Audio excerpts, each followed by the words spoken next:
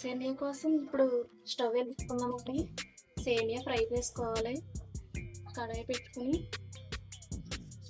ఇందులో కొంచెం ఒక స్పూన్ ఆయిల్ పోసుకోవాలండి, టేబుల్ స్పూన్. కొంచెం వేడైన తర్వాత ఒక కప్ సేమియా తీసుకుంటున్నానండి నేను. సేమియా వేసుకుని మంచి కలర్ వచ్చేంత వరకు ఫ్రై చేసుకోవాలి.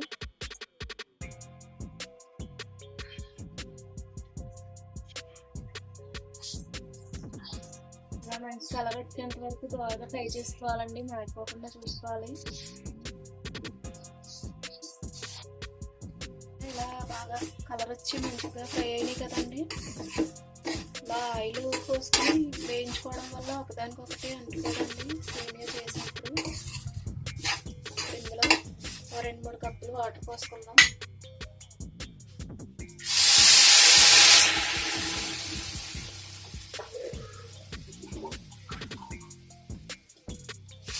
వాటర్ పోసుకుని బాగా కలుపుకోవాలండి. కొంచెం ఉండలు కట్టినట్టుగా ఉంటుంది కదా, ఒకసారి వెంటనే ఇలా కలుపుకోవాలి.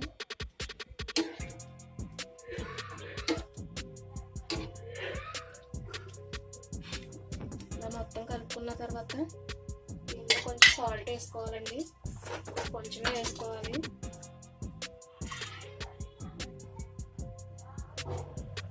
కొంచెం సాల్ట్ వేసుకోవాలి. వేసుకుని కొంచెం బాగా మెత్తగా కాకుండా కొంచెం లైట్గా పొలుకుండేలా ఉడికించుకోవాలండి. 3-4 నిమిషాల్లో ఉడికిపోతుంది. ఇది మూత పెట్టుకుని ఉడికించుకోవాలి. ఉడికింది కదండి, ఇలా ఉడికితే సరిపోతుంది. మరీ మెత్తగా ఉడకకూడదు. ఇలా జస్ట్ ఇలా అంటే కొంచెం ముక్కలైనట్టు ఉండాలి. మరి మెత్తగా ఉడికితే మెత్తగా అయిపోతుందండి సేమియా. స్టవ్ ఆపేసుకుని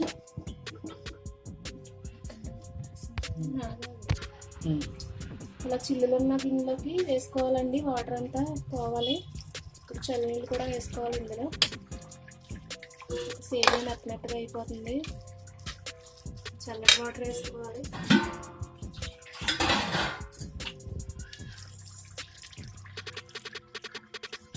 వేసుకొని ఒకసారి ఇలా కలుపుకోండి. వాటర్ అంతా కిందకి దిగిపోతుంది.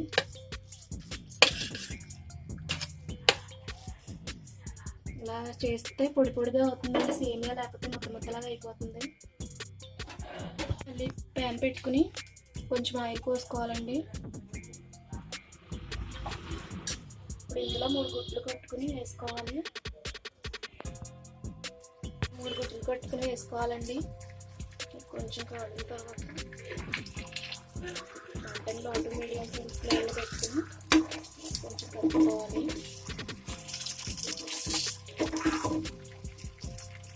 వెంటనే కలపకూడదు, చిన్న చిన్న ముక్కలుగా అయిపోతుంది. ఇప్పుడు ఇందులో కొంచెం చిటికెడు సాల్ట్ వేసుకోవాలండి. చిటికెడు సాల్ట్ వేసుకొని దానిలో కొంచెం కారం కూడా వేసుకోవాలి.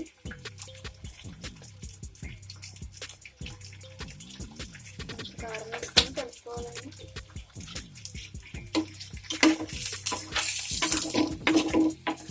కావాలంటే మీరు 4 eggs అయినా వేసుకోవచ్చు. ఎక్కువ కనిపించాలంటే 4 అయినా వేసుకోవచ్చు. వేసాను.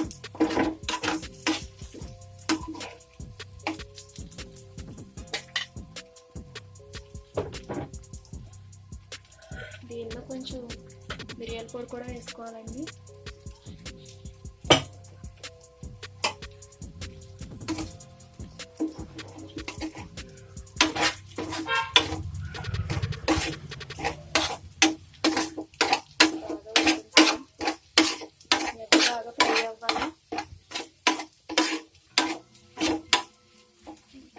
ఏం కదండి, ఇప్పుడు దీన్ని తీసేసుకుందాం. ప్యాన్ పెట్టుకుని ఇందులో మళ్ళీ కొంచెం ఆయిల్ పోసుకోవాలండి. 3-4 స్పూన్ల వరకు ఆయిల్ పోసుకోవాలి.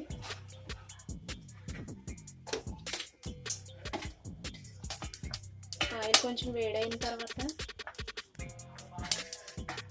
సన్నగా కట్ చేసి పెట్టుకున్న వెల్లుల్లిపాయలు, మీరు కొంచెం కచ్చపచ్చ దంచుకునైనా వేసుకోవచ్చు. నేను చిన్నగా కట్ చేసుకున్నాను. అందుకని లో టు మీడియం ఫ్లేమ్లో పెట్టుకుని ఫ్రై చేసుకోవాలండి.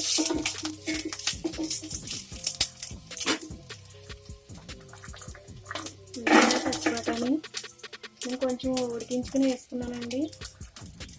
బఠానీ కొంచెం గట్టిగా ఉంటుంది కదా. ఇందులో కొంచెం క్యారెట్, మీ ఇష్టం అండి, ఒక వెజిటేబుల్స్ ఏమైనా వేసుకోవచ్చు. క్యాబేజీ, క్యాప్సికమ్ ఉన్నా కూడా వేసుకోవచ్చండి.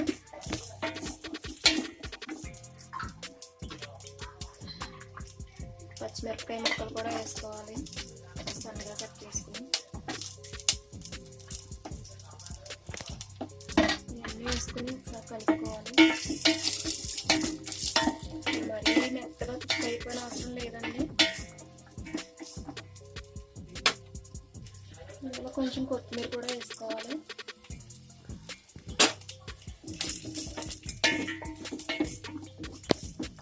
అవి కూడా కట్ చేసుకుని వేసుకోవాలండి. వేసుకుని వీటన్నిటిని సగం వరకు ఫ్రై చేసుకోవాలి.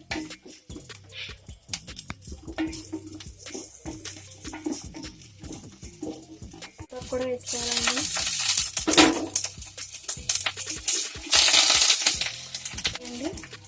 ఇందులో సేమియా వేసుకుందాం.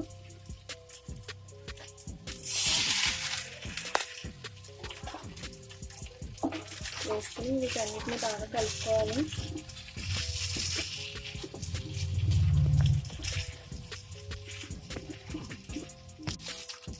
ఇదంతా ఇలా కలుపుకున్నాం కదండి, మరీ ఎక్కువగా కలిపేయకూడదు, సేమియా విడిపోతుంది. ఇప్పుడు ఇందులో ఎగ్ ఫ్రై చేసి పెట్టుకున్నాం కదండి, దాన్ని వేసుకుందాం. ఈ ఎగ్ కూడా వేసుకుని మొత్తం కలిసేలా కలుపుకోవాలి.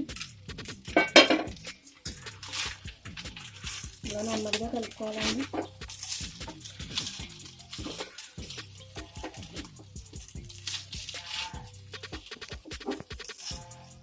ఇప్పుడు కొంచెం సాల్ట్ వేసుకుందాం.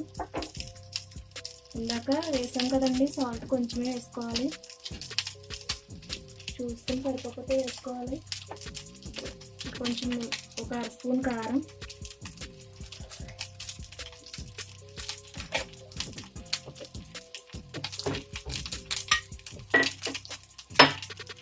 ఒక స్పూన్ మిరియాల పొడి వేసుకోవాలండి.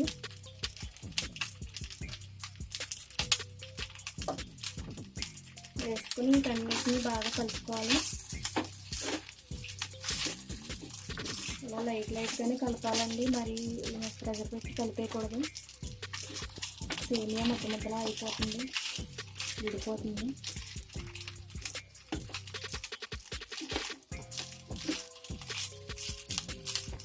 సేమియా రెడీ అయిపోయిందండి, ఎగ్ సేమియా. ఇప్పుడు స్టవ్ ఆపేసుకుందాం. పైన కొంచెం కొత్తిమీర వేసుకోవాలి. వేసుకుని స్టవ్ ఆపేసుకోవాలండి. ఇంతేనండి, ఎగ్ సేమియా రెడీ అయిపోయింది. చాలా టేస్ట్ చాలా బాగుంటుందండి. సేమియాతో ఎప్పుడూ ఒకేలా కాకుండా ఇలా కూడా ట్రై చేయండి, టేస్ట్ అయితే సూపర్గా ఉంటుంది. మీకు ఈ వీడియో కనుక నచ్చినట్లయితే లైక్ చేసి, షేర్ చేసి, సబ్స్క్రైబ్ చేయండి. ఈ రెసిపీని పిల్లలు చాలా ఇష్టపడతారండి, పెద్దవాళ్ళు కూడా బాగా తింటారు.